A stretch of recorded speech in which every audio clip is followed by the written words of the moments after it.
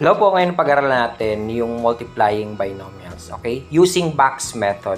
Okay, so may given tayong binomials, x plus 4, then multiply natin sa x plus 3. So, first, lalagay natin yung una, x plus 4, yung x and then 4. Pwede rin, huwag nyo ilagay yung positive kasi understood na positive yan. Pinakita ko lang sa inyo para alam nyo na positive yan. And then, kung negative naman, lalagay nyo negative, okay? So, x times x, we have x squared. Then, next, 3 times x, we have 3x. Next, tapos na natin yung x times 4 naman. So, the answer is 4x. Then, 3 times 4, the answer is 12. Okay? So, ayusin na natin. Una, lagay natin yung x squared. Then, ito yung 3x. Dahil positive, lagay natin plus 3x. Then, yung 4x plus 4x plus 12. Okay? So, combine similar terms, pagsamahin natin or i-add natin yung 3x plus 4x.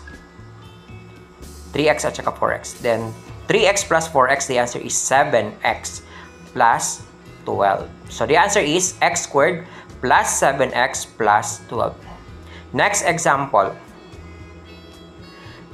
So, 2x minus 4, then x plus 5. Okay? So, lalagay natin una yung 2x and then dahil negative, lagay natin negative 4. Next, sa baba naman, lagay natin yung x plus 5. So, multiply natin. X times 2x, the answer is 2x squared. Next, 5 times 2x, so positive, we have positive 10x. Next, x times negative 4. So, the answer is negative 4x. Next, 5 times negative 4. So, positive times negative, the answer is negative. So, negative 20. Combine.